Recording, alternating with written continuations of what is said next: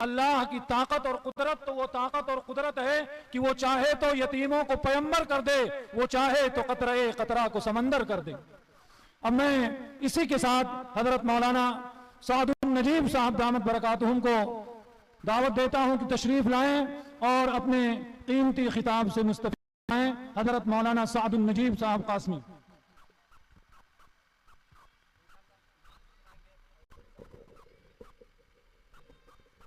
नस्तग़फिरुह व नु'मिनु बिही व नतवक्कलु अलैहि व नऊज़ु बिल्लाहि मिन शुरूरि अनफुसिना व मिन सय्यिआति अअमालिना मन यहदिहिल्लाहु फला मुदिल्ल लहु व मन युضلل फला हादिय लहु व नशहदु अन ला वहदहु ला शरीक लहु व नशहदु अन्न सय्यदना व नबियना व हबीबना व शफीअना व सनदना व इमामना व मौलाना मुहम्मदन अब्दुहु व रसूलुहु सल्लल्लाहु अलैहि व अला आलिहि व सहबिहि व बारक व सल्लम तस्लीमन कसीरन कसीरा। अम्मा बअद फअऊज़ु बिल्लाहि मिनश शैतानिर रजीम। बिस्मिल्लाहिर रहमानिर रहीम। इन्नमा यतज़क्करु उलुल अलबाब। सदक़ल्लाहु मौलाना अज़ीम। व क़ाल अन्नबी सल्लल्लाहु अलैहि वसल्लम इन्नमा बुइस्तु मुअल्लिमा औ कमा क़ाल अलैहि सलातु वस्सलाम। सुब्हानल्लाहि व बिहम्दिहि सुब्हानल्लाहिल अज़ीम व बिहम्दिहि अस्तग़फिरुल्लाह। सल्लल्लाहु अला सय्यिदिना मुहम्मद सल्लल्लाहु अलैहि वसल्लम। अल्लाहुम्मा सल्लि अला सय्यिदिना मुहम्मद या रब्बि सल्लि अलैहि वसल्लिम।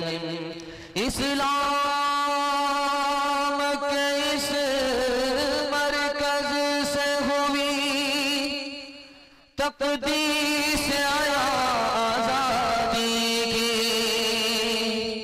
उस बाग़ हरम से गूंजी है साबार आज़ादी की। दब जाते हैं तूफान यहाँ रुक जाते हैं, इसका फकीरी के आगे शाहों के महल झुक जाते हैं। ये इस्लामी मदरसे हैं, न देख मशकूक नजरों से बुराई से यहाँ तो बच्चा बच्चा दूर रहता है। यहाँ पे कोई बात तुझको मिल नहीं सकता, यहाँ तो सबके माथे पे खुदा का नूर रहता है। यहाँ तो सबके माथे पे खुदा का नूर रहता है। बड़ा खूबसूरत जलसा है, पिंडाल भी बड़ा खूबसूरत है, सामाईन की चमकती हुई पेशानी और चमकती हुई टोपी जलसे को और ज्यादा खूबसूरत बना दिया है। मैं दिल से दुआ करता हूँ अल्लाह इस जलसे के सामाईन को खूब सीरत फरमाए। यहाँ से लेकर के वहां तक सुनने के लिए तैयार है? जोश के साथ हाथ उठाइए इंशाअल्लाह। अक्लमंद स्कूल में होगा, बेवकूफ मदरसे में होगा। हाथ उठाइए इंशाअल्लाह। तीन सवाल है, पैगाम शुरू हो रहा है। आपके दिमाग को टटोल करके आपका देखना जायजा लेना चाह रहा था कि आप पिंडाल में हैं कि ससुराल में। तीन सवाल है, पैगाम शुरू हो रहा है। मेरा पहला सवाल है, 1838 में 80,000 मदरसे बंद हो गए, ये इस्लाम कैसे बाकी रहा? 1857 में 52,000 आलिमों को फांसी पर चढ़ा दिया गया, ये ईमान कैसे बाकी रहा? 1861 में 3 लाख कुरान के नुस्खे जला दिए गए, ये कुरान कैसे बाकी रहा? ये मेरा पहला सवाल है। दूसरा सवाल है, जिस मदरसे के बैनर तले ये जलसा हो रहा है, इस मदरसे का मिल्लत पर 4 एहसान है। पहला, दूसरा, तीसरा, आखिरी एहसान क्या है? ये मेरा दूसरा सवाल है। तीसरा सवाल है, मदरसा बाकी था, मदरसा बाकी है और कयामत तक बाकी रहेगा। हमको 3 काम करने हैं, वो पहला और दूसरा आखिरी काम क्या है? सो करके सुनेंगे, हाथ उठा दीजिए इंशाअल्लाह। मुकम्मल आपको आगरा हम पहुंचा ही देंगे। उत्तर प्रदेश में आगरा और झारखंड में रांची। या तो हाफ लोगों का ठिकाना होता है या फुल लोगों का ठिकाना। ध्यान से सुनिएगा, तेजी के साथ निकल जाएगा। 3 सवाल है, पैगाम शुरू हो रहा है। 1838 में अंग्रेज ने 80,000 मदरसे बंद, 1857 में 52,000 आलिमों को फांसी पर चढ़ा दिया, 1861 में 3 लाख कुरान के नुस्खे जला दिए गए। मदरसे के छोटे छोटे बच्चों ने चोरी छुपे दीन सीखा, कुरान सीखा, आगे दूसरों को सिखाया। जहां आलिम को फांसी पर चढ़ा दिया गया, कुरान को जला दिया गया, मदरसे बंद हो चुके थे। इन छोटे छोटे बच्चों ने ईमान को भी बचा लिया, कुरान को भी बचा लिया। मदरसे का 4 एहसान। पहला एहसान, ये मदरसा नहीं होता, हम इंसान होने की बात दूर की है, हैवान से भी बदतर होता। मदरसे का दूसरा एहसान, अगर ये मदरसा नहीं होता तो ये दाढ़ी चमकती हुई नजर नहीं आती, टोपी चमकती हुई नजर नहीं आती, हमारा इस्लाम खतरे में पड़ जाता, हम मुसलमान नहीं होते। मदरसे का तीसरा एहसान, अगर ये मदरसा नहीं होता तो बच्चे को माँ मिलती, बाप नहीं मिलता। ये निकाह सदका है मदरसे का कि बच्चे को माँ भी मिलती है, बाप भी मिलता है। आखिरी एहसान इस मदरसे का, अगर ये मदरसा नहीं होता तो गरीब के बच्चे को फ्री में तालीम नहीं मिलती। मैं स्टेज पे कुर्सी पर बैठ करके माइक लेकर के आपको बयान सुना रहा हूँ, मदरसे से मेरी तालीम है। आप पूछेंगे तुम्हारे बाप का कितना पैसा खर्च हुआ, तो मैं कह सकता हूँ मुट्ठी भर पैसा खर्च हुआ होगा। ज्यादा पैसा तो कौम का चंदा था, मदरसे का एहसान था। गरीब का बच्चा कुर्सी पर बैठ करके आज आपको बयान सुना रहा है। अगर मदरसा नहीं होता तो गरीब के बच्चे को फ्री में तालीम नहीं मिलती। मदरसा कल भी बाकी था, आज भी बाकी है और कयामत तक बाकी रहेगा। आपको सिर्फ 3 काम करने हैं। मदरसे को ताउन करना है, क्योंकि मदरसा खजाने गैब से चलता है, हमारी जेब से चलता है। मदरसे को ताउन करेंगे, हाथ उठाइए इंशाअल्लाह। मदरसे के लोगों की ताजीम करेंगे, दाढ़ी नहीं नोचेंगे, पगड़ी नहीं उछालेंगे, हाथ उठाइए इंशाअल्लाह। तीसरा काम करना है, बच्चे को भेज करके मदरसे में तालीम दिलाएंगे। अल्लाह से 100% उम्मीद है कि मदरसा बाकी था, मदरसा बाकी है, क़यामत तक बाकी रहेगा। हाथ उठा करके वादा कीजिए, डॉक्टर का फीस नकद होगा, मदरसे का चंदा उधार। हाथ उठा दीजिए इंशाअल्लाह। खैर माशाअल्लाह, डिस ब्रेक मारने वाले हरदम बरस रहे हैं अनवार मदरसों में, आकर तो कोई देखे एक बार मदरसों में, गुफ्तार मदरसों में, किरदार मदरसों में, हर पल मोहब्बतों का इजहार मदरसों में। दिन भर तिलावतें हैं,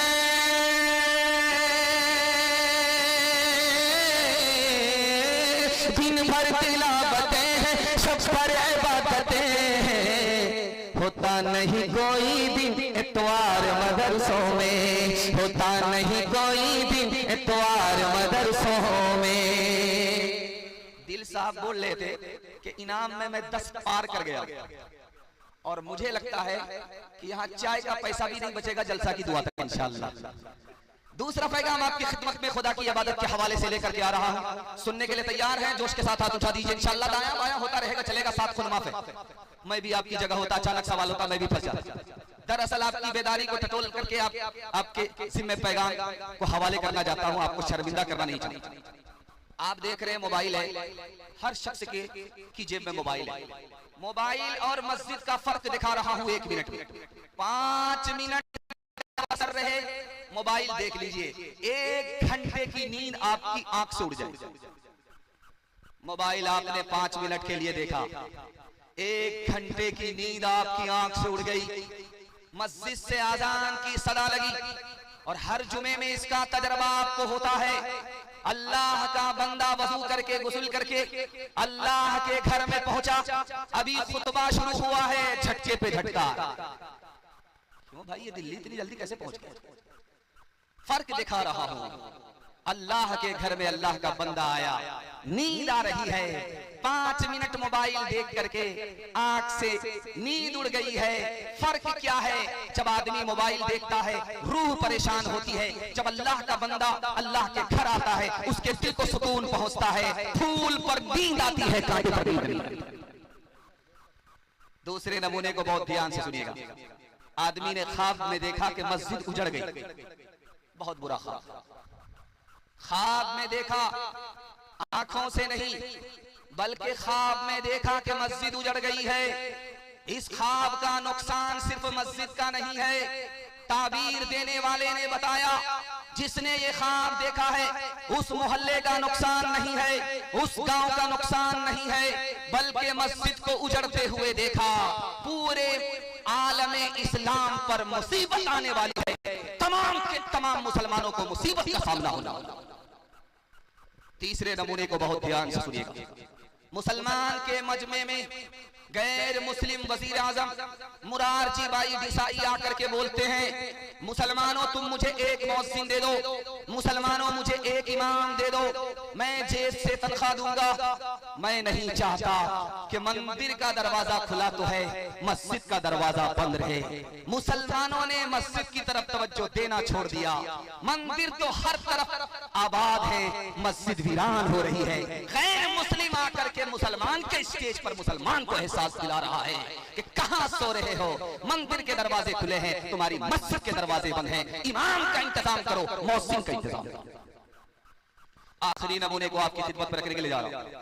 अजान हो रही है, अल्लाह के रसूल अपने हुजरे में, हजरत आयशा आपकी बीवी सामने आई, तो अल्लाह के रसूल ने पूछा मनंती तू कौन है? कहा मैं आयशा। कहा तू कौन आयशा? कहा अबू बकर की बेटी। कहा कौन अबू बकर की बेटी? कहा अबू कहाफा के बेटे। कहा कौन अबू कहाफा के बेटे? डर के बारे में। जब आजान खत्म हो गई, हजरत आयशा ने पूछा या रसूल अल्लाह मैं आपकी बीवी आयशा, आपने मुझको नहीं पहचाना? अबू बकर यारे गार, आपने अबू बकर को नहीं पहचाना? अबू कहाफा मेरे दादा, आपने मेरे दादा को नहीं पहचाना? अल्लाह के रसूल का जवाब सुनिए। अल्लाह ऐसी बंदगी, ऐसी अजमत हम सबके दिल में दाखिल फरमाए। अल्लाह के रसूल ने कहा कि ऐ आयशा, जब मस्जिद से अजान की सदा लगती है तो मैं सिर्फ और सिर्फ अल्लाह को पहचानता हूँ, किसी को नहीं पहचानता। अपने किरदार का तो पहले तो गाजी बन जा, जीत ना पाए कोई ऐसी तो बाजी बन जा, जीत ना पाए तोड़ने वाले बनाएंगे तेरी खुद मस्जिद, तोड़ने वाले बनाएंगे तेरी खुद मस्जिद।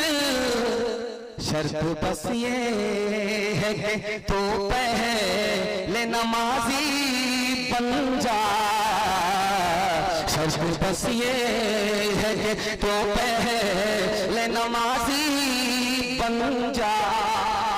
अल्लाह की अजमत दिल में बिठाकर अल्लाह को सजदा करेंगे। हाथ उठाइए इंशाअल्लाह। आज अजान सुनेंगे, कल नमाज पढ़ेंगे। हाथ उठाइए इंशाअल्लाह। कदम कदम पर आपका इम्तिहान लिया, आपका इम्तिहान हो रहा है। आपकी बेदारी को टटोल करके दूसरा पैगाम नबी की सीरत के हवाले से आपकी खिदमत में रखा जा रहा है। 3 मिनट का पैगाम है, 3 मिनट से गुजार रहा हूँ। दुआ करता हूँ कि जलसा देखने वाले आए, देख करके चले गए, अल्लाह जज़ाए खैर दे। जलसा सुनने वाले अभी तक जाग रहे, अल्लाह इनके मुकद्दर को जगाए, नबी की शरीयत, नबी की सुन्नत से इनको आरास्ता और पैरास्ता फरमाए। आप देख रहे हैं इधर जनरेटर चल रहा है, ये लाइट भी काम कर रही है, ये माइक भी काम कर रहा है, क्योंकि सप्लाई वहां से है जनरेटर से, तेल उसमें मौजूद है, वो ऑन है, उसकी वजह से सप्लाई लाइट को भी मिल रही है, माइक को भी सप्लाई मिल रही है। आज से 150 साल पुराना दौर है, ये जनरेटर का दौर नहीं है। चराग जलता है और उसमें तेल डाला जाता है। रात में सोने से पहले दुनिया रोशन होती है, जब तेल खत्म हो जाता है या आंधी आ गई, तूफान आ गया, अंधेरा होता है, ऐसा अंधेरा कि हाथ निकाल करके भी अगर आदमी देखे तो नजर नहीं आता। अकबर बादशाह सोने से पहले नजारा कर रहा है तो चारों तरफ लाइट है, रोशनी है, उजाला है। जब सो गया, सो करके आंख खुली तो देखा अंधेरा ही अंधेरा है। तूफान आया हुआ था, आंधी आई हुई थी और लाल किले की सारी रोशनी गुल हो चुकी थी। अंधेरा इतना भयानक था, जब उसने हाथ निकाल करके अपना देखा, हाथ नजर नहीं आया, कांपने लगा, कब्र का अंधेरा आया।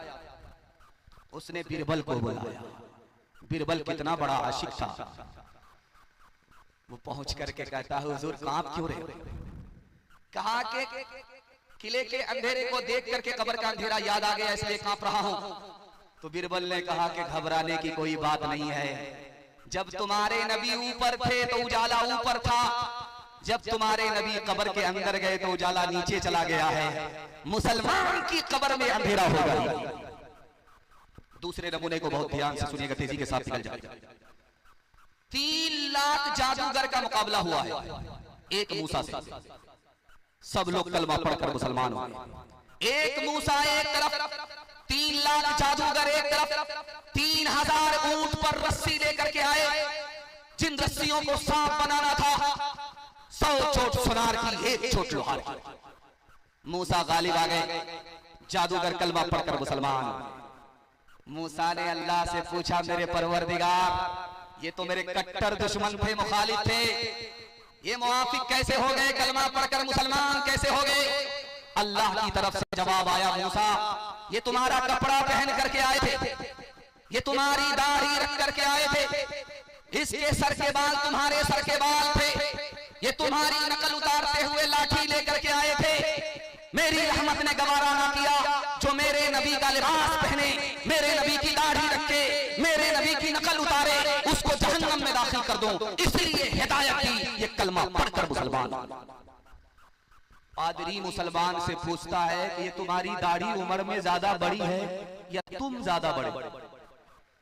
बोला कि आगरा से आए हो, रांची से आए, हाफ हो या फुल हो, पहले मैं पैदा हुआ हूं, उसके बाद मेरी दाढ़ी पैदा हुई है, अब बताओ कि उम्र में मैं बड़ा हूं या मेरी दाढ़ी?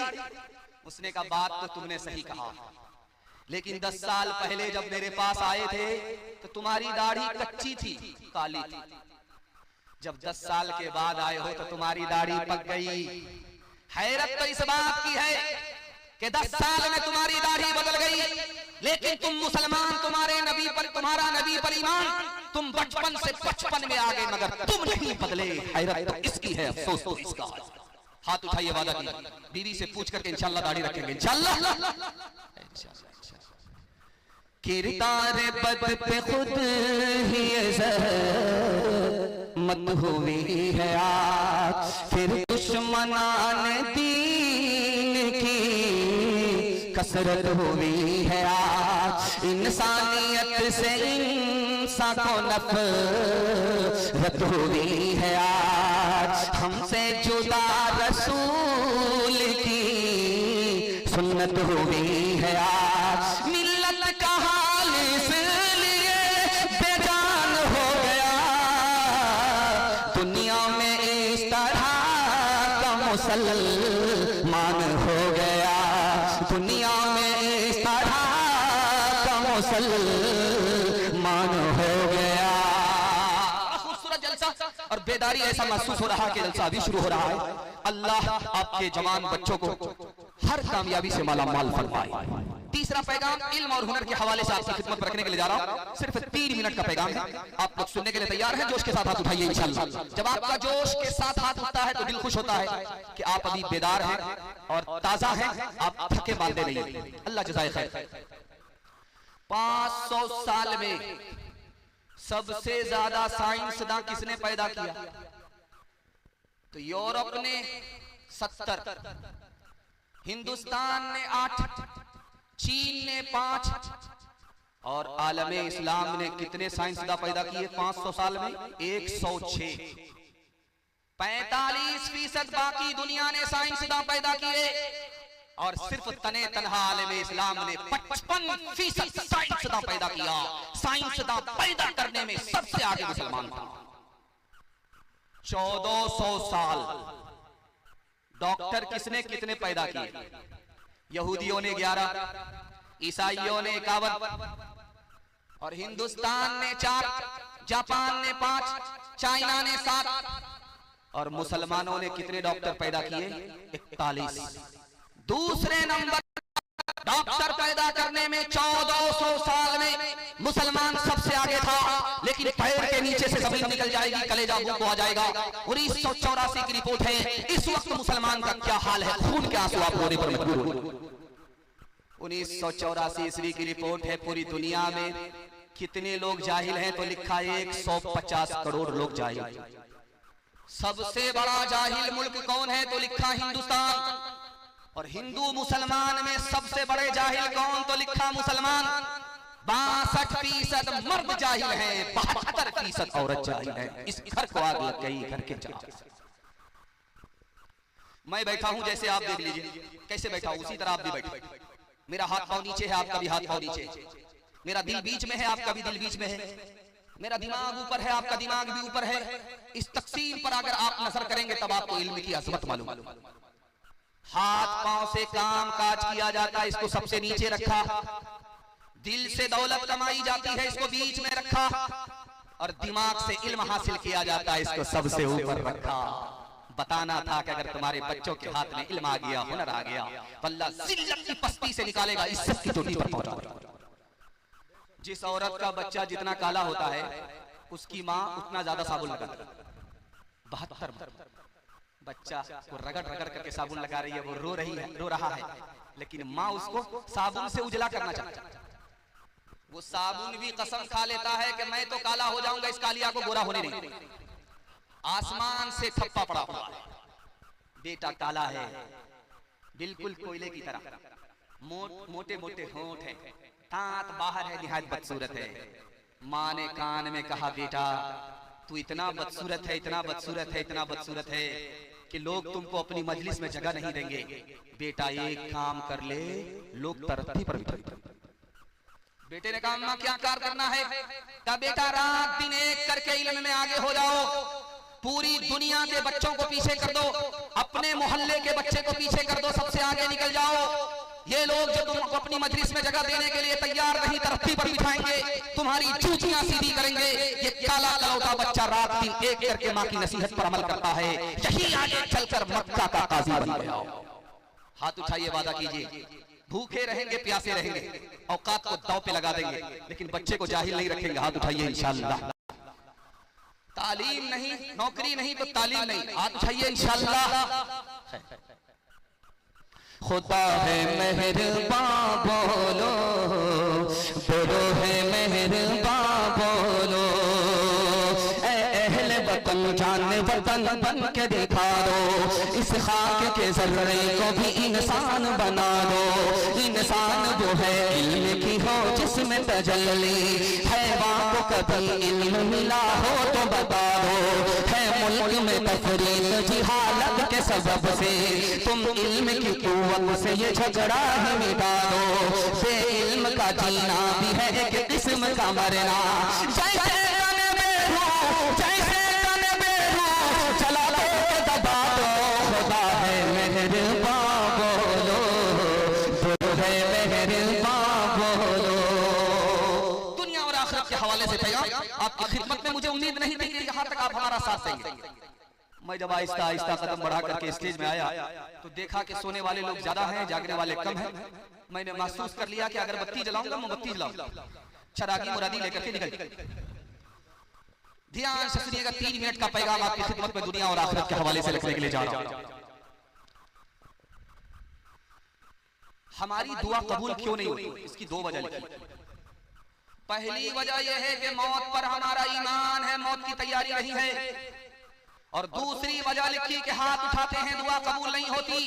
हम अपने हाथ से मुर्दे को दफन करते हैं लेकिन नसीहत नहीं पकड़ते। यही वजह है कि काबे की चादर को पकड़ करके भी दुआ मांगते हैं, दुआ कबूल नहीं होती। रूस का एक जमींदार था, उसका नाम था निचूम। उसने कसम खा लिया था कि दुनिया की सारी जमीन खरीद लूंगा।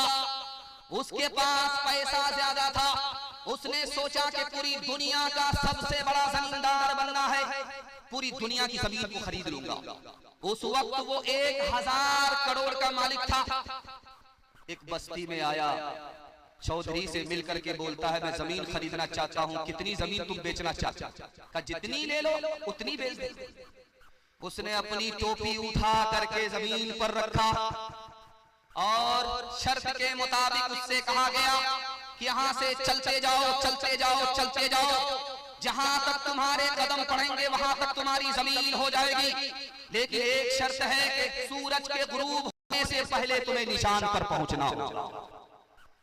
अगर तुम निशान पर नहीं पहुंचे तो पैसा भी वापस नहीं होगा, जमीन भी नहीं। वो चलता गया चलता गया चलता गया चलता गया। लालच में उसने देखा नहीं कि सूरज कहाँ है। जब बहुत दूर चला गया तब उसे एहसास हुआ कि सूरज कहाँ है। अब जो उसने देखा तो सूरज डूब रहा है। वहां से दौड़ना शुरू किया, दौड़ना शुरू किया। ठीक अभी 10 कदम उसके पांव दूर थे, उसकी सांस खड़ा गई। इधर सूरज गुरूब हुआ और उधर उसकी जिंदगी का सूरज गुरूब हुआ। जो पूरी दुनिया की जमीन को खरीदना चाहता था, उसको भी मरने के बाद 2 गज जमीन। तीसरे नमूने को आप ध्यान से सुनिएगा। यहाँ जहां जलसा हो रहा है धर्मपुर में, तो यहाँ जलसा सुनने के लिए इलाके के लोग भी आ रहे हैं। जब वो आ रहे थे तो चौराहे पर पूछा कि धर्मपुर कहाँ है, बस्ती कहाँ जहाँ जलसा हो। तो बताने वाला बोला कि दायां बायां नहीं लेना, सीधा चले जाओ, बस्ती ही पहुंच जाओ। उसने दायां बायां छोड़ा, सीधा स्टेज को पकड़ा तो कब्रिस्तान पहुंचा। सर पर हाथ, यहाँ के लोग अजीब, जिंदा आदमी को कब्रिस्तान। वो पलट करके आकर के पूछता, रे अल्लाह का बंदा, मैं बस्ती मालूम कर रहा था जहां जलसा हो रहा है, तुमने जिंदा आदमी को कब्रिस्तान भेज दिया। उसने कितनी प्यारी बात कही, अल्लाह करे कि ये दिल तक पहुंच जाए। उसने कहा, तुम जिसको बस्ती समझ रहे वो असल बस्ती कब्रिस्तान है। मैंने हर बस्ती के आदमी को कब्रिस्तान में आते हुए देखा है, लेकिन कब्रिस्तान के आदमी को यहाँ से कहीं जाते हुए नहीं देखा। असल बस्ती तो कब्रिस्तान है। एक मिसाल पर पैगाम खत्म कर रहा हूँ। जवानी में सोए के बुढ़ापे में जाके याद उठा दीजिए इंशाअल्लाह। खैर, जरा जलसा खत्म होने दीजिए, मुलाकात करते हैं। सर पर हाथ रख करके खुजा रहे कि कोई देख नहीं रहा। आधा इधर है आधा उधर। डॉक्टर के पास मरीज आकर के बोलता है, मैं गरीब हूँ, मेरे ऊपर रहम कीजिए, बगैर फीस के मेरा इलाज कर दीजिए, मैं भी आपके किसी वक्त में काम आ जाऊं। बोला, तुम क्या काम करते हो? काम एक ही है, जब जनाजा उठता है तो कब्र में ही बनाता। हाथ उठाइए, वादा कीजिए, मौत से पहले मौत की तैयारी करेंगे इंशाअल्लाह। बेटा की शादी फ्री में नहीं होगी, हाथ उठाइए इंशाअल्लाह। खैर, मिले खाक में अहले शाह कैसे कैसे, मक्की हो गए लामका कैसे कैसे, हुए नाम पर बेनिशान कैसे कैसे, जमीन खा गई नौजवान कैसे कैसे, जगह जी लगाने की दुनिया नहीं है, ये इबरत की चाह है तमाशा नहीं है, ये इबरत की चाह है तमाशा नहीं है। बस औरतों को एक झटके में मैं शामिल कर लूं। जैसे दिल साहब मोबाइल के हवाले से पैगाम दे रहे थे और औरतों को भी पैगाम दे करके गए।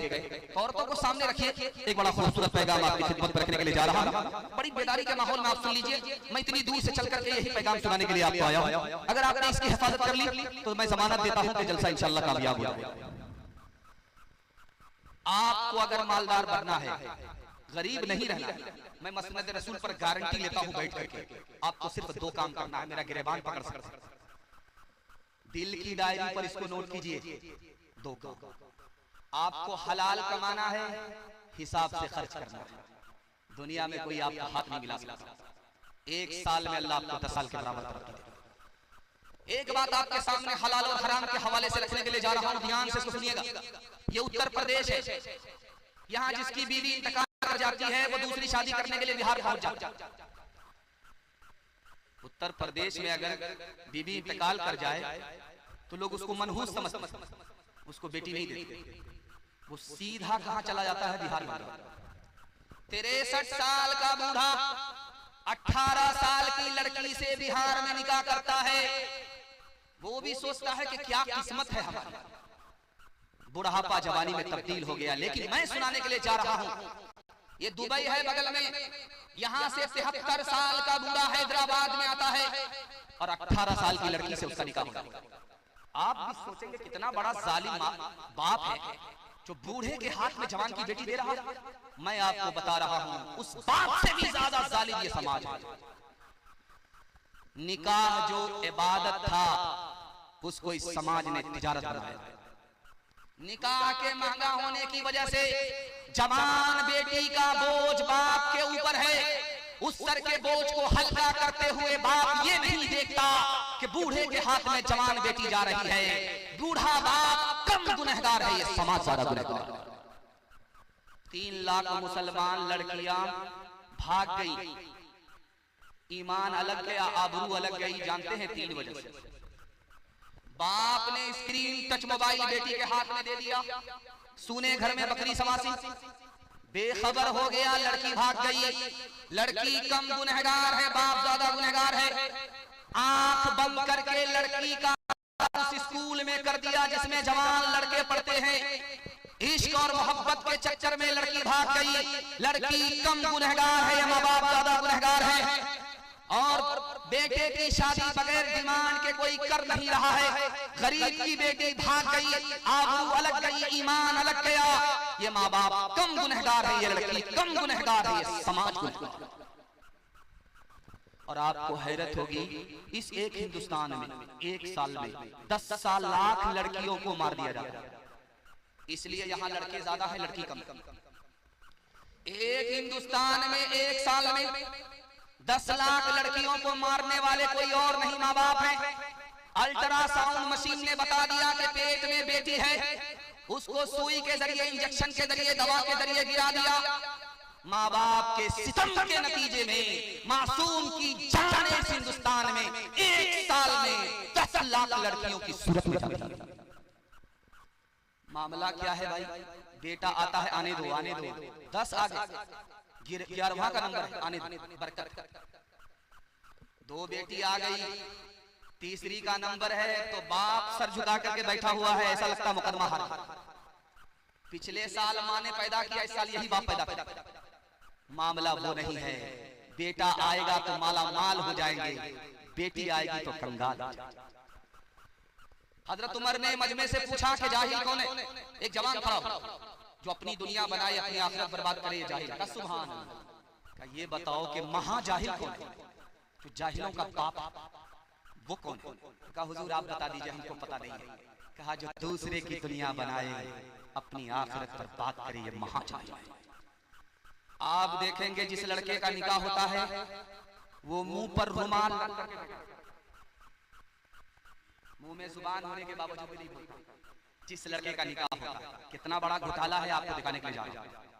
जिस लड़के का निकाह हो रहा है वो मुंह पर रुमाल रख करके बैठा हुआ है और उसका बाप वकालत करता है। बेटी का बाप ने पूछा, हाजी साहब बेटा आपका, बेटी हमारी, अंदर से कोई डिमांड तो नहीं है?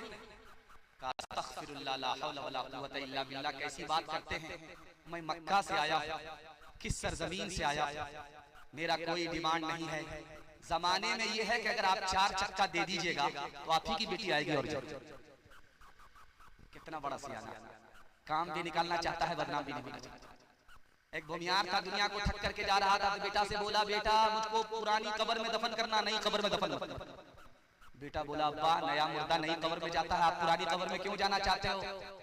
कहा कि बेटा मैं फरिश्ते को भी ठगना चाहता हूँ, जब तुम मुझको पुरानी कब्र में दफन कर दोगे, फरिश्ता पूछने के लिए आएगा तो कहेंगे अभी तो पूछ करके कहते क्या बात, दिमाग खराब करने के लिए। इंसाफ से बताइए, दिल पर हाथ रख करके बताइए, ये गाड़ी मिली है किसको? बेटी दामाद को। ये सामान किसको मिला है? बेटी दामाद को। ये पलंग और ये बच्चे वाली भैंस किसको मिली है? बेटी दामाद को। इस बानर बाप को क्या मिला? नाना की हुंडी। ये दूसरे की दुनिया बना रहा है, अपनी आखिरत बर्बाद कर रहा है। हाथ उठाइए, वादा कीजिए अपने बेटे की शादी फ्री में करेंगे इंशाअल्लाह। सब काम पहले होगा, निकाह बाद में करेंगे। हाथ उठाइए इंशाअल्लाह। हल न पूछे दर्द न बाटे इस जंगल के लोग, अपना अपना सुख है सबका, अपना अपना सो। कोई नहीं जो हाथ बढ़ा कर, कोई नहीं जो हाथ बढ़ा है, गिरतों को लेखा बाहर से चुप चुप लगता है, अंदर है कोहरा। बाहर से चुप चुप लगता है, अंदर है कोहरा। दीवारों के इस जंगल में भटक रहे इंसान, अपने अपने उलझे दामन झटक रहे इंसान। अपनी बीती छोड़ के आए, अपनी बीती छोड़ के आए, कौन किसी के काम। बाहर से चुप चुप लगता है अंदर है कोहरा, बाहर से चुप चुप लगता है अंदर है कोहरा। इत्तेफाक के हवाले से आखिरी पैगाम आपकी ज़हमत तमाम, उसके बाद जवानों के हवाले से मुझे एक पैगाम देना है। हमारे जवान सुनने के लिए तैयार हैं? के साथ हाथ उठाइए इंशाअल्लाह। बूढ़े लोग गलती से हाथ मत उठाइए, आप लोग दोबारा जवान होने वाले नहीं, सीधा जन्नत में जाकर के जवान। हूर से आपका निकाह होगा, लेकिन यहाँ कोई चांस नहीं। ध्यान से सुनिएगा जवानों के हवाले से पैगाम। रुस्तम 3 लाख फौज से लड़ रहा था और मुसलमान से लड़ने वाले कितने लोग थे? सिर्फ 30,000 मुसलमानों ने रुस्तम की 3 लाख फौज को शिकस्त दे दिया। रुस्तम ने अपने लोगों को बुला करके पूछा कि तुम्हारी तादाद ज्यादा थी, मुसलमानों की तादाद कम थी, मुसलमान जीत गए, तुम हार कैसे गए? रुस्तम के लोगों ने क्या जवाब दिया है, ये हमारे जवानों के लिए पैगाम है। रुस्तम के लोगों ने कहा, ये मुसलमान 30,000 की तादाद में जरूर है, लेकिन दारू नहीं पीते। ये जवान 30,000 की तादाद में जरूर है, दूसरे की माँ बहन को अपनी माँ बहन समझते, जिना नहीं करते। अरे 3 करोड़ फौज लेकर वे मुसलमान से मुकाबला करोगे तो ये तुमको शिकस्त देंगे, तुम इनको शिकस्त नहीं दे सकते। ईसाई पादरी बोला, मुसलमान जवानों को शिकस्त देना है तो तोप से मारने की जरूरत नहीं है, तोप से भी बढ़कर ये 3 चीजों से तबाह हो।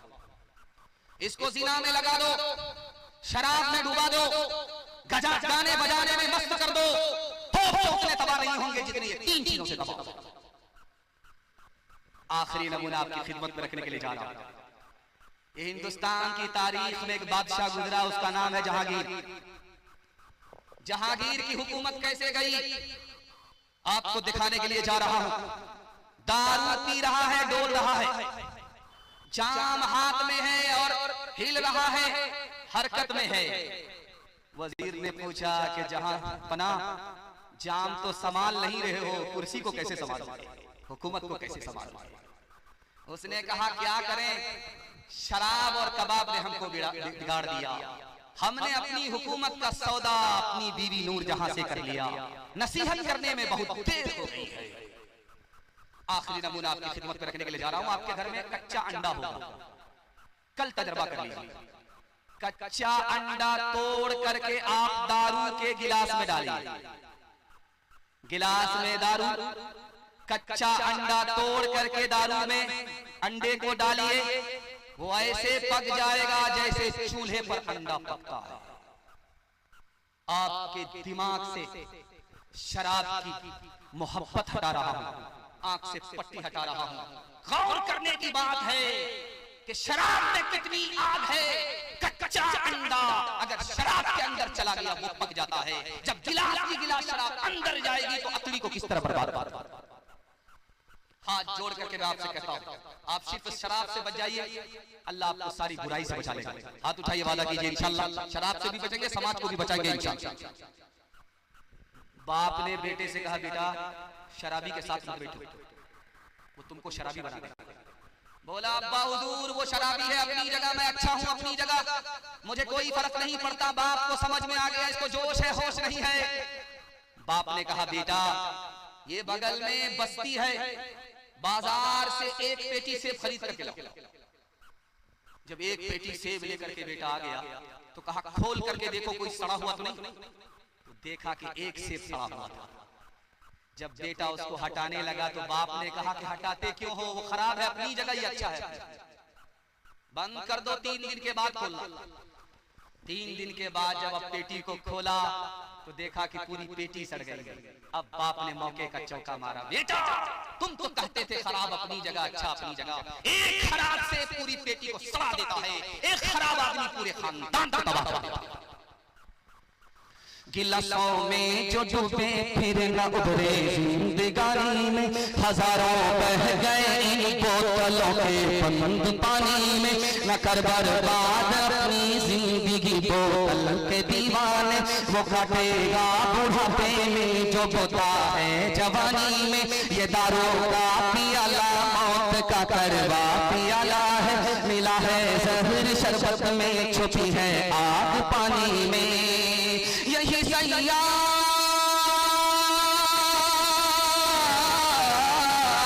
यही सैयाल आतिश जिस्म को बर्बाद कर देगी। चलेगी क्या घड़ी दम ही न होगा जब कमानी में, चलेगी क्या घड़ी दम ही न होगा जब कमानी में। तहफ़्फ़ुज़ औक़ाफ़ ये एक कॉन्फ्रेंस है, इसके हवाले से आपसे पैगाम आपकी खिदमत में देकर ये ज़हमत तमाम कर रहा हूँ। औरतों के हवाले से मुझे 3 पैगाम देना है। 5 मिनट में आपका जलसा खत्म हो रहा है। आप हमारा साथ देंगे, मरने के बाद अमल करेंगे। हाथ उठाइए इंशाअल्लाह। खैर माशाअल्लाह। हाँ जरा सा जलसा खत्म होने दीजिए, मैंने देख लिया आपको, उसके बाद मुलाकात कर। ध्यान से सुनिएगा, तेजी के साथ निकल जाएगा। एक किताब है, उसका नाम है जब अमृतसर जल रहा था। उस किताब में लिखा है कि अंग्रेज ने मुसलमानों के 10 लाख बच्चों को शहीद किया इस जुर्म में कि ये बड़ा होगा तो बागी बने। जब अमृतसर जल रहा था, उस किताब में लिखा है 90 लाख मुसलमान जब शहीद हुए हैं तब ये मुल्क आजाद हुआ है। एक किताब है हमारे हिंदुस्तानी मुसलमान, उस किताब में लिखा है, अभी इस नुक्ते को बहुत ध्यान से सुनिएगा, कुछ याद रहे या ना रहे इसको लेकर के याद आइए। अभी बात हो रही है कि जो औकाफ है उसका मालिक बनाया जाएगा कलेक्टर को। ये पहली रिवायत नहीं है, ये अंग्रेजों की रिवायत है, उसको लागू किया जा रहा है। जरा सुनिएगा ध्यान से। किताब है, उसका नाम है हमारे हिंदुस्तानी मुसलमान। उसमें लिखा कि मुसलमानों की बड़ी बड़ी जमीनें थी, मुसलमानों को अपनी हुकूमत से मिली थी। जब उस जमीनों को छीनना था तो अंग्रेज ने कलेक्टर को जमींदार बनाया, उसने मुसलमानों की सारी जमीन को समेट लिया। आज औकाफ के नाम पर वही दरवाजा खोला जा रहा है। तीसरे नमूने को बहुत ध्यान से सुनिएगा, बहुत तेजी के साथ निकल जाएगा। महात्मा गांधी जी से कहा गया आप इन मुसलमानों से कहिए ये पाकिस्तान चले जाए। तो महात्मा गांधी जी ने कहा कि मैं किस मुंह से मुसलमानों से कहूंगा पाकिस्तान चले जाओ। मुसलमानों के वोट से, मुसलमानों की कुर्बानी से ये मुल्क आजाद हुआ है। मुसलमानों के एहसान के आगे मेरा सर झुका हुआ है। मुझको मुंह नहीं है कि इन मुसलमानों से कह दूं कि तुम हिंदुस्तान छोड़ो पाकिस्तान चले जाओ। तीसरे नमूने को बहुत ध्यान से रखिएगा। महात्मा गांधी जी ने कहा तुम हिंदू हो, हमने हिंदू से हाथ को निकाला। तुम मुसलमान हो, हमने मुसलमान से मीम को निकाला। हा को जब मीम से मिलाया तो हम हो गया, हम हिंदुस्तानी हैं, चाहे हिंदू चाहे मुसलमान। जब मुसलमान को मालूम है कि हिंदू हिंदुस्तानी है, जब हिंदू को मालूम है कि मुसलमान हिंदुस्तानी है, जब दोनों हिंदुस्तानी है, हम भी हिंदुस्तानी तुम भी हिंदुस्तानी, तो हिंदू मुसलमान का झगड़ा कैसे।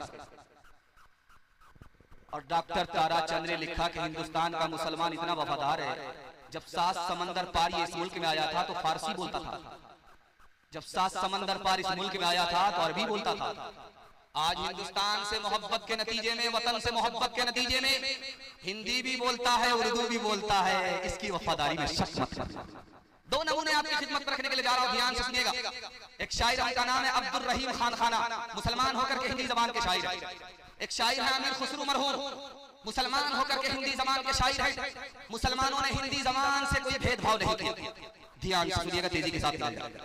हट्ठा कट्ठा उल्लू का पट्ठा, भीख का कटोरा लेकर के कहता अल्लाह के नाम पर दे दो, अल्लाह के नाम पर दे दो।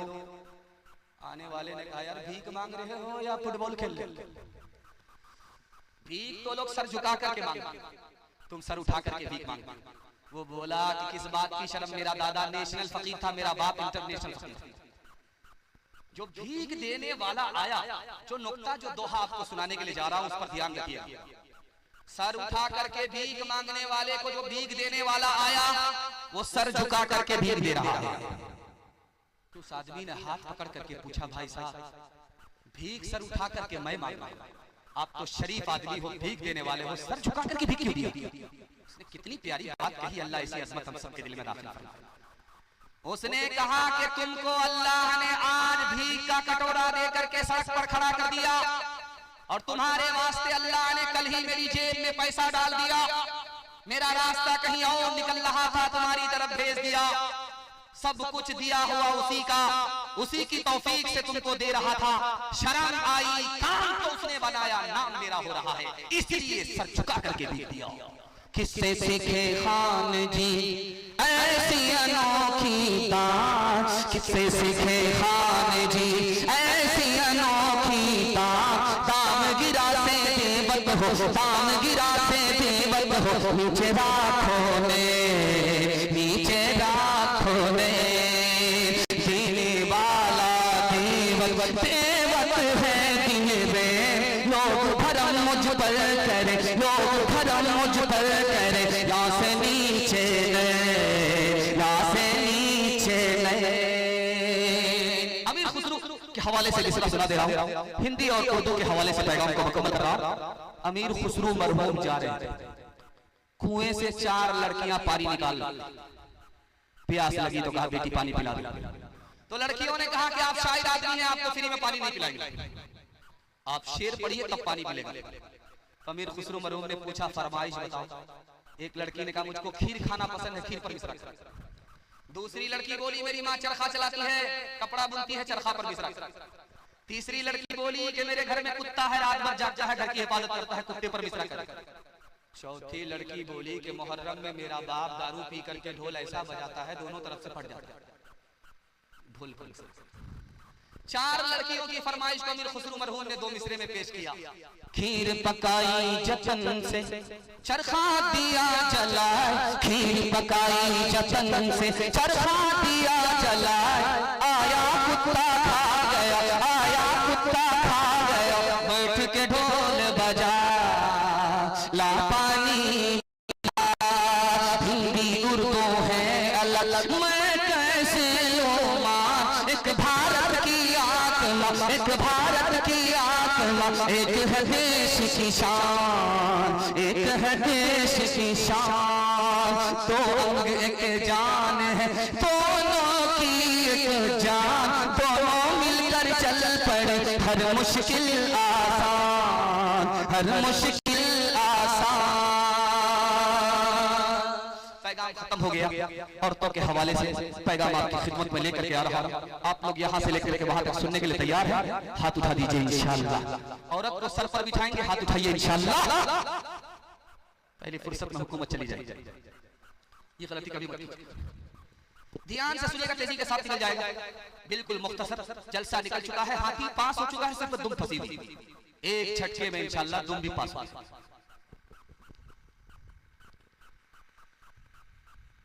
लड़का एक तरफ है, लड़की एक तरफ है।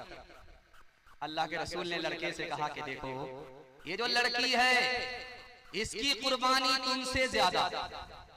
क्या रसूल अल्लाह, कमाते हम हैं, पसीना हमारा छूटता है, ये तो बैठ करके रानी की तरह घर में खाती है, इसकी क्या कुर्बानी है? अल्लाह के रसूल ने समझाया कि देखो अगर शादी से पहले तुमसे कहा जाता शादी करोगे घर बार को छोड़ना पड़ेगा, तो कुंवारे रह जाते, शादी नहीं करते।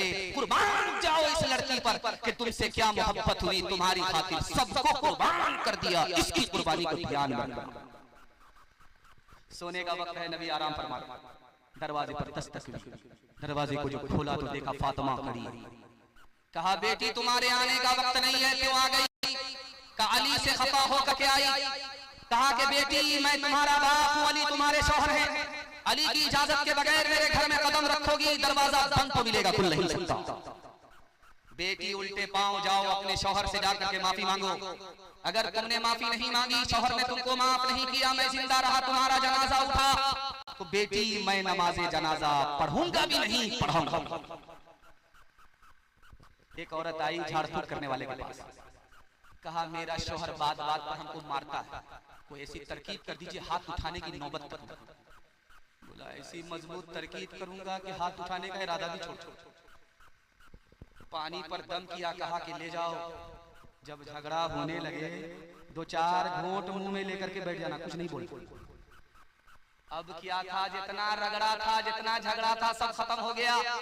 तरकीब करने वाले को पता था कि औरत की ज़बान कैंची की तरह चलती है, मर्द का हाथ लाठी की तरह चलता है।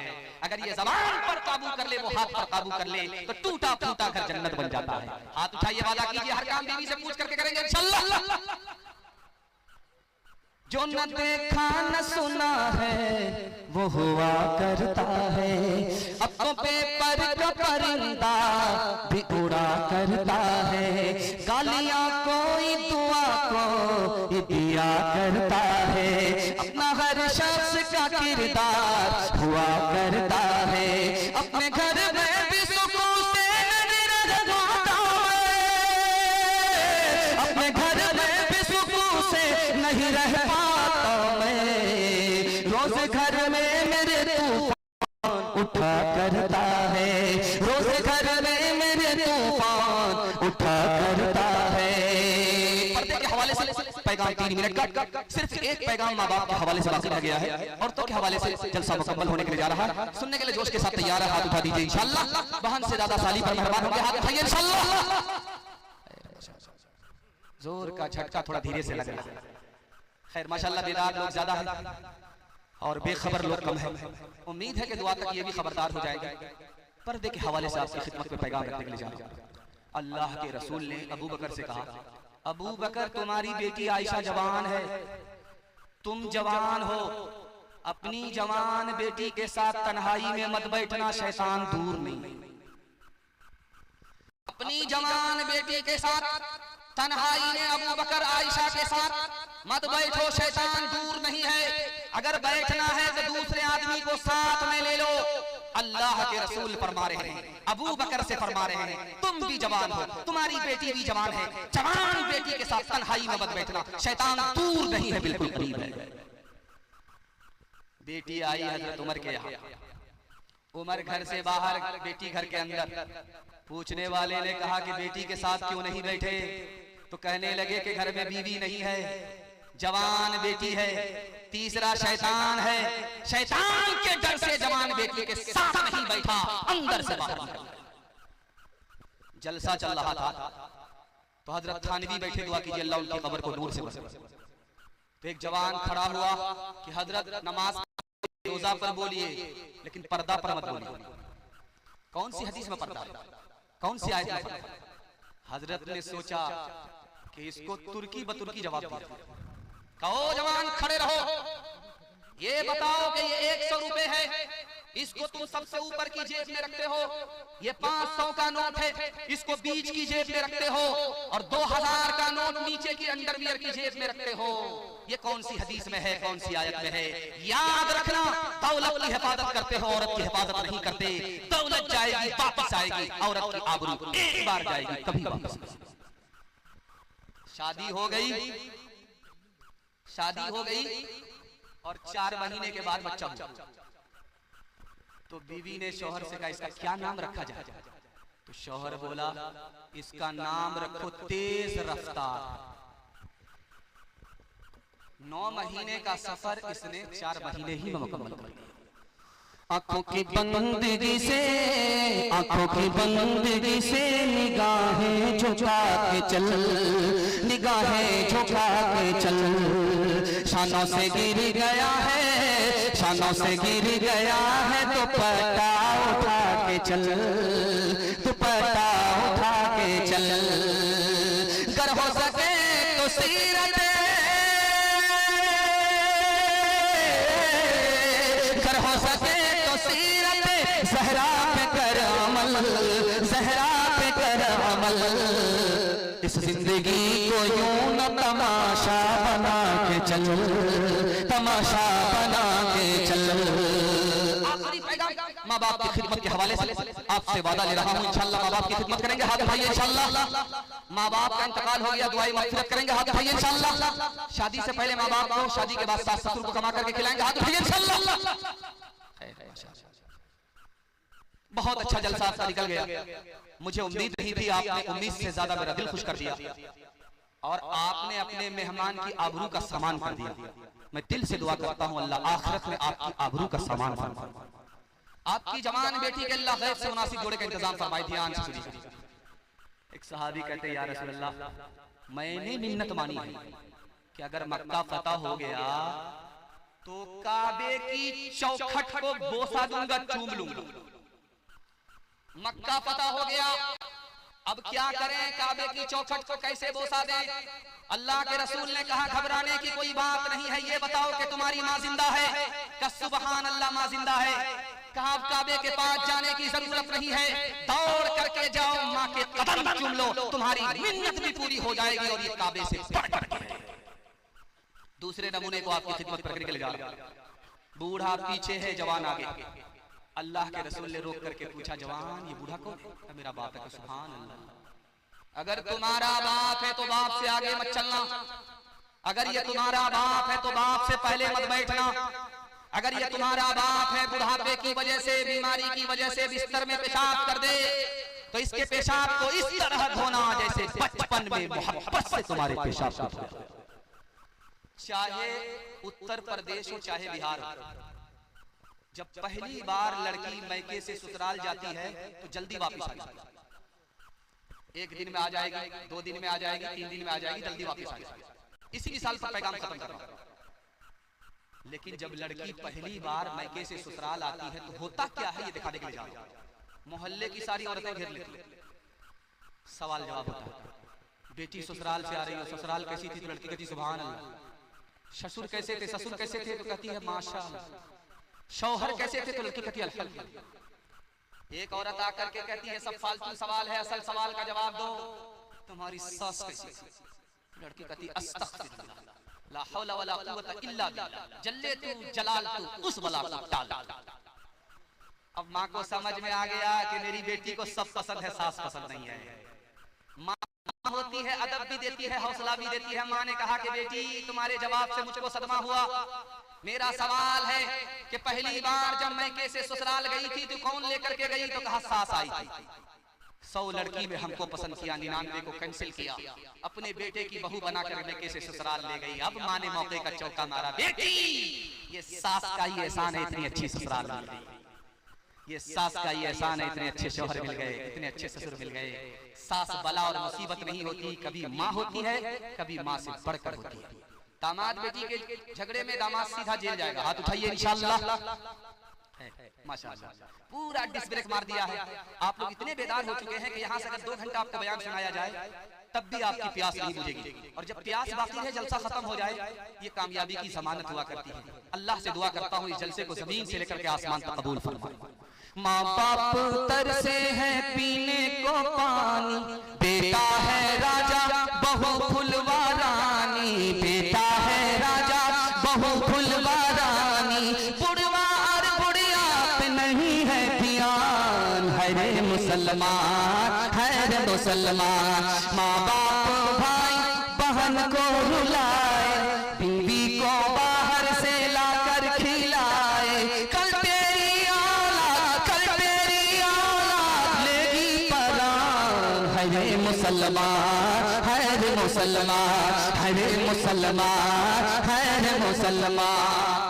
3 वादा दीजिए जिंदगी भर के लिए जलसा कामयाब हो जाएगा। हाथ उठाइए, वादा कीजिए अल्लाह की इबादत करेंगे इंशाअल्लाह, रसूलुल्लाह की इताअत करेंगे इंशाअल्लाह, मखलूक की खिदमत करेंगे इंशाअल्लाह।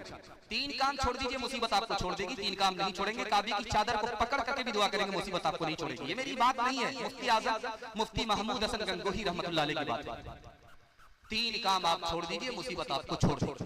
हाथ उठा करके वादा कीजिए गुनाह नहीं करेंगे इंशाअल्लाह, हराम नहीं कमाएंगे इंशाअल्लाह, गलत माहौल में नहीं जाएंगे इंशाअल्लाह, बेटी की शादी फ्री होगी, बेटा की शादी फ्री नहीं होगी इंशाअल्लाह। न किताबों से, नवाजों से, नजर से पैदा, दीन होता है बुजुर्गों की नजर से पैदा। नहीं सिखाई इन्होंने दीन रहकर शेख के घर में, भले कॉलेज के चक्कर में, बड़े साहब के दफ्तर में, केक के चक्कर में तो रोटी भी गई, बड़ी सही किताब में थे तो छुट्टी भी गई, नमानी बात वाइस की पतलून के चक्कर में तो लंगोटी भी गई। वाखिर दावाना अनिल हम्दुलिल्लाहि रब्बिल आलमीन।